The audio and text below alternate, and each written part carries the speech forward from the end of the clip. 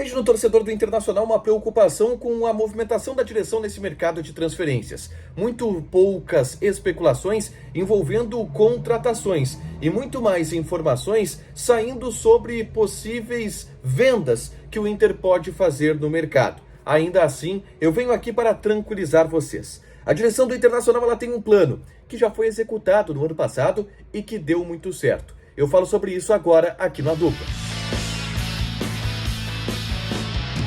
Tudo bem, gente? Obrigado pela participação aqui. Não esquece de deixar teu like, de inscrever, de ativar as notificações. Bora falar do Internacional aqui no Dupla. E nesse vídeo eu quero falar sobre o mercado de transferências.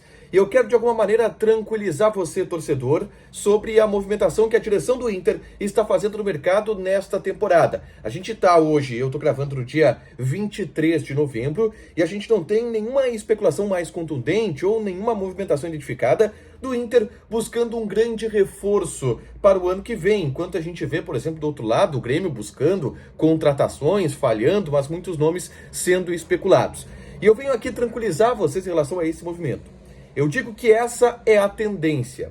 O Inter vai ser cauteloso, ou vamos usar essa expressão, porque eu não acho ela negativa, o Inter vai ser demorado no mercado de transferências. E as contratações, elas não vão acontecer, ao que tudo indica, as principais delas, nas próximas semanas. O elenco do Internacional vai demorar um pouquinho para ser fechado. E o Inter tem uma amostra de que esse tipo de atitude dá certo. Por exemplo, no ano de 2022. E é exatamente esse paralelo que eu quero traçar com vocês.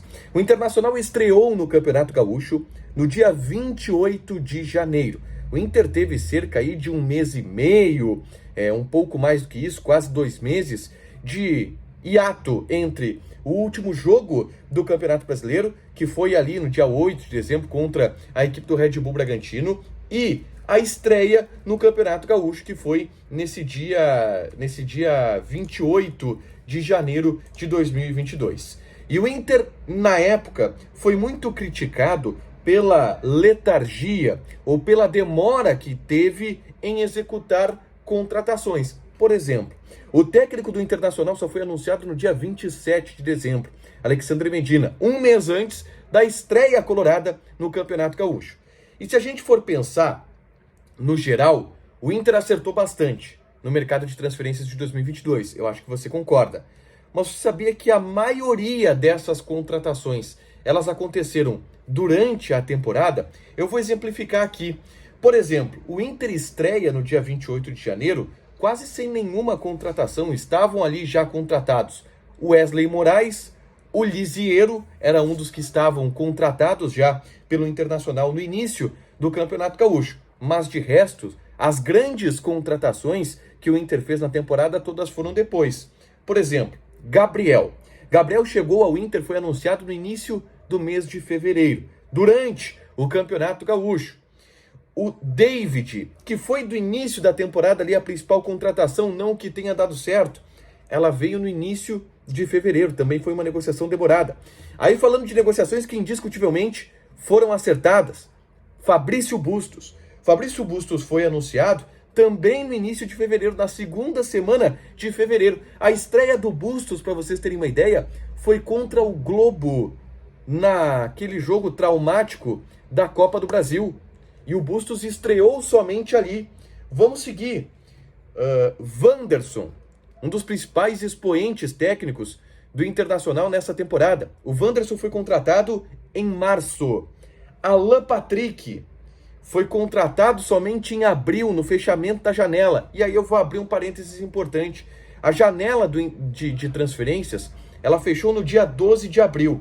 E olha o número de jogadores que o Inter contratou no mês de abril. Alan Patrick, Pedro Henrique, Vitão e René. Quase uma reformulação de time. Quase todos aqueles jogadores que deram certos no elenco do Internacional foram trazidos no respiro final da janela de transferências. Sabe o que isso significa?